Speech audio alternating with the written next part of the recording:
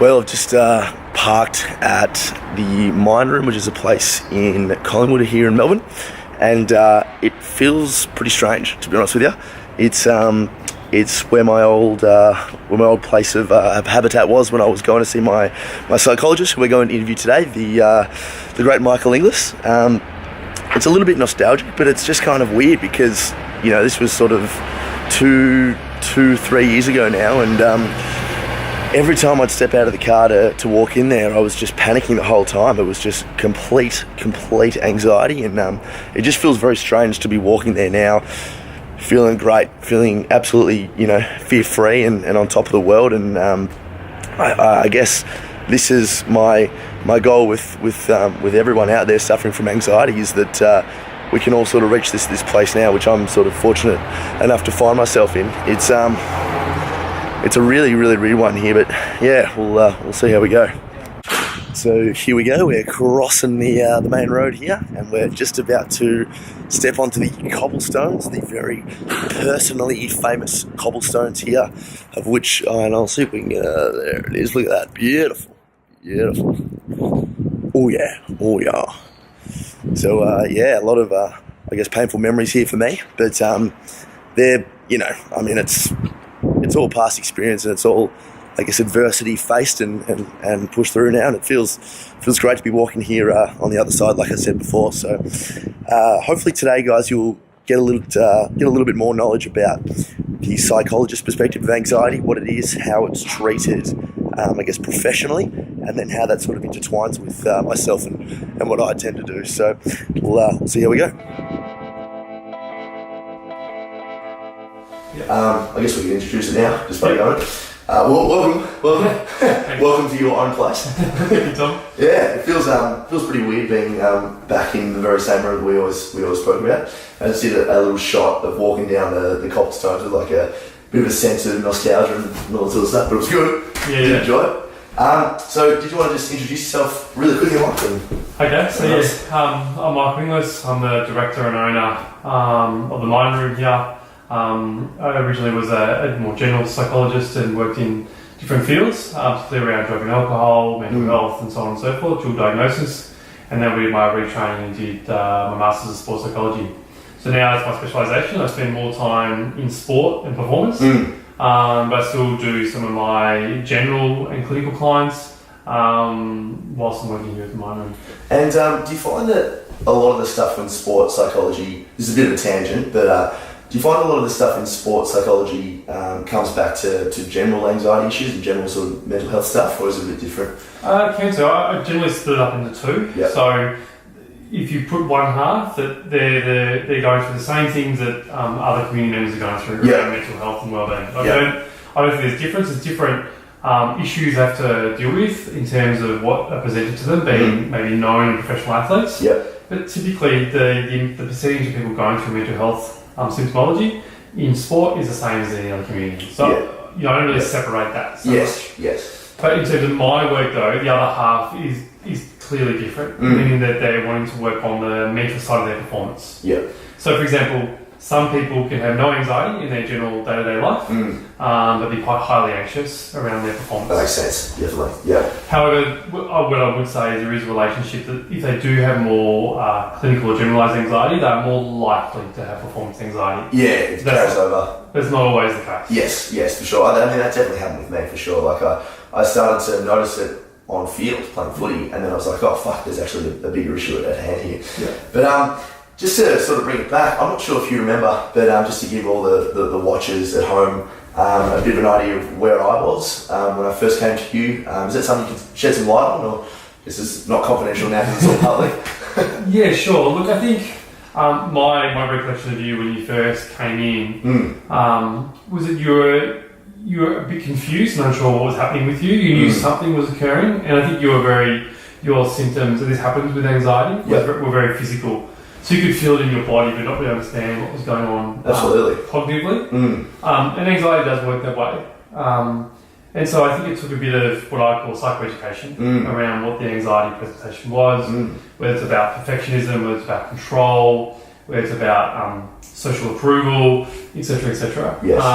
And so once you had a bit of an idea about what the anxiety was and what was actually going on in your body, it was easy for you to identify this is what's going on with me. It's psychological. How do I take better care of this? Definitely, yeah. It was. It's funny. I remember that chair was there, and I would always sit here, and it was a good. I found the emails back. It was like early to mid 2014, but you hit the nail on the head. It was. I just didn't know what was going on, and I think out of everything we spoke about, I remember one line which you just sort of kind of played devil's advocate a little bit with me, and it really kind of stunned me. It was a thing. I remember coming in. I was just seriously panicking that whole time, and I walked in. And I think I said to you something like, I fucking just wish I could control all my thoughts, and they just pissed me off so much, you know. And you kind of just looked at me very sort of neutrally, and you just said, why do you feel like you have to control your thoughts? And I guess that kind of goes into mindfulness and all that sort of thing. Because I made mention of how good it would be to be like a Buddhist monk, just be like, you know, just king of the mental world. But it's that thing of understanding how thoughts are uncontrollable, yet the emotions we set in place in response to those thoughts can be controlled, and that's in response to mindfulness and all that sort of thing. Is that a largely unknown concept? What do you mean unknown to who? Or do people often sort of convolute the differences between, you know, controlling thoughts and controlling emotions and wanting to just have everything set in place? And look, I'll take a step back before taking a step forward. So for me, you can almost put a continuum that all of us are on between being psychologically flexible versus psychologically rigid. And when we want to do things like control our thoughts, that puts us more on the rigid part of the continuum. Yeah. So the higher rigidity we are, the more prone we are to mental health symptoms such as anxiety. So for me, trying to exercise control on the environment around you and other people around you actually causes you to have much more rigid beliefs about how the world can work. Yeah. And therefore it can tie you up more in knots. Yep, that makes a lot of sense. Yeah. Where the people who are more psychologically flexible, where they don't feel like they need to be in control, and they can know that they can kind of adapt to different parts of the environment to other people, they're a lot more relaxed and are a lot more in the moment. Yeah. Because they're not trying to plan ahead too far. They're allowing things to come to them. They know quite confidently that they'll be able to adapt in time. Yeah, because I mean, for me, it was definitely always a thing of the more certain I had to be about things, the more anxious I became, and that's obviously when my OCD started to develop a little bit more. But it's a hard thing to be okay with, you know, uncertainty and all that sort of stuff. And it's counterintuitive. Oh, because it's extremely counterintuitive. When we're anxious, it probably also suggests that we just care. Yeah. And this is the ironic part around performance, is I find is they're anxious around their performance because they really care. Yeah. They really want to do well for their own pride. Yes. But also they care for their teammates and so on, and the club that they play for, etc., etc. So the hard part is really, well, you know, remember, emotions are indicators to us how much we care about things in the environment or the world we live in. So sometimes when we want to control, it's because we care about that component. So for example, you know, you're writing a book right now. Yep. You want it to go really well. Yeah. So of course there's going to be some sort of stress on that. Yeah, there's a bit there. I'm trying to meditate. But yeah, there's a bit with that. I guess that's what started the this sort of movement to try to get more people interested in what I'm doing, what I learned from you, and all that sort of thing. But yeah, it's bloody hard. And what about so let's talk about the quick definition, I guess, or the professional definition of what anxiety is. Because I've got my own definition, I guess, and I guess that's somewhat based on the definition, but I'd love to hear your thoughts. Let's hear yours first. Well, I guess I view anxiety as an emotion and an evolved sense. I think one of my perspectives, or one of the things I want to change, is that the world no longer views anxiety as a disorder. It's just something, it's an emotion like happiness and like you know, getting excited and getting joyful and all this sort of stuff, and sometimes, like any other emotion, you can get a little bit out of whack, and that's just about fine-tuning that. But anxiety should not be labelled like a cup or like a chair, or it's not a disorder. It's just something that a disorder is something that can happen as a result of out of whack anxiety, I guess. Yeah. Okay. So that's about a 4,000 word definition of what anxiety is, mate. Well, I agree with part of it. I mean, look, and then maybe I think what you're trying to say is, you're quite right. Anxiety is an emotion first and foremost. Yeah. So as humans, we're going to have a range of emotions. And this is the hard part around the prevalence around depression, being sadness, and anxiety obviously being anxiousness, Absolutely. is it's an everyday human emotion. So the fact that we experience it does not make us depressed, doesn't mean we have a disorder. Yep. Okay? So an anxiety, there's always going to be anxiety. But anxiety actually works for us. Yeah. It's our survival mechanism. Yes. Now, without anxiety, we would step across the road in front of cars. It's our anxiety type system that says, right, you're in danger here. Pull back from the road. Yeah. So we actually need it. Yes. So it's not something that in itself is an issue. But how much does it dictate some of our everyday movements? So for me, it is still a disorder. Yeah. Because if it stops people leaving the house, being able to get on public transport, to be able to go into work where there's going to be social crowds or environments, because they have to get the train there to work in front of other people, etc., then it is a disorder because it stops their everyday human function. Yes, definitely. Yeah. So it's blurry, but well, not that blurry, but to make it, I'll clarify better. Sure. If it stops your day-to-day functioning over a period of time, now the basis that we diagnose a disorder is 2 or more weeks. Okay. So if it's consistent for 2 or more weeks, it's actually getting in the way of your everyday functioning, then it's considered a disorder. Wow. Otherwise, it's considered anxiety that of just the emotion. Yeah, that makes perfect sense. So I'm a bit nervous to have to do a presentation in front of work today for 15 minutes. Well, what if you were nervous about a presentation that was 2 weeks and 1 day heavier? What would you do there? Well, then that's a serious issue, mate. Well, yeah, obviously the 2 weeks is we don't want to make again, we don't have rigid guidelines and such, but it's almost like I'll use a comparison of, well, do you have depression if you're sad or you're grieving over someone's death for a period of more than 2 weeks after they died? Yeah. Now I would say you're not depressed, you're still grieving over that death because that person was really important to you.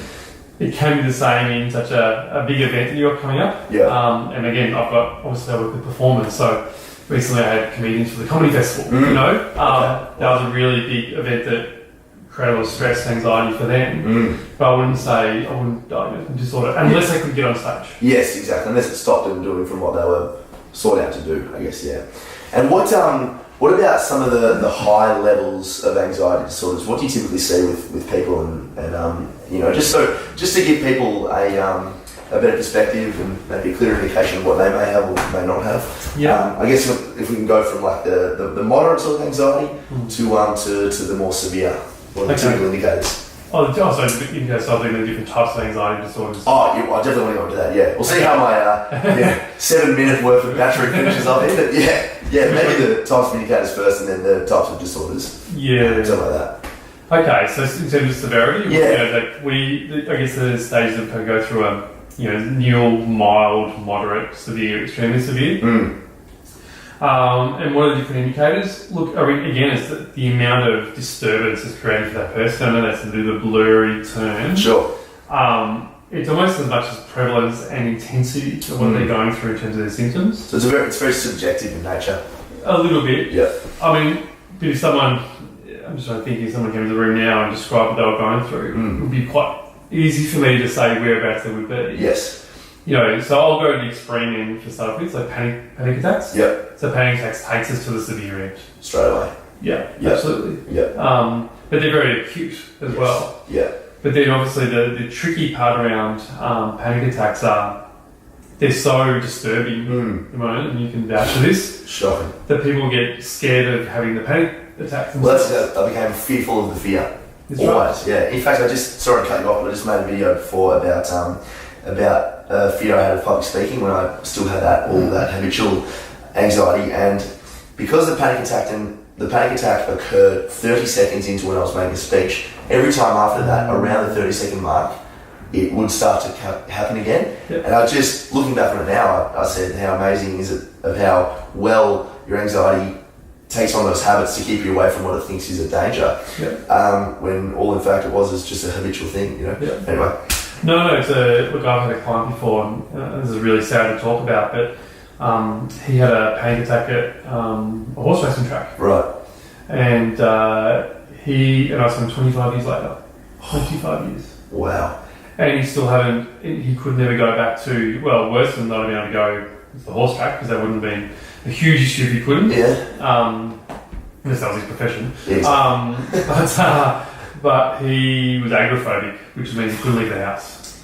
Really? Couldn't. So yeah, it was really, really sad. Like and he ended up developing an alcohol dependence to leave the house. So it was either drinking and leaving or staying inside all day. It was 25 years I saw him after the initial panic attack. And when I actually zeroed in on what was the actual fear, was that one panic attack that he had 25 years ago. That was it. That was it. And that just set precedence for a high set level of anxiety. Oh, poor bastard. Is he better now? He was when I had finished with him. He'd reduced alcohol and was able to do, I would say, the basic human things like go to shops, get on buses, and so on and so forth, and socialise a little bit, like get out of the house and interact with family members and so on.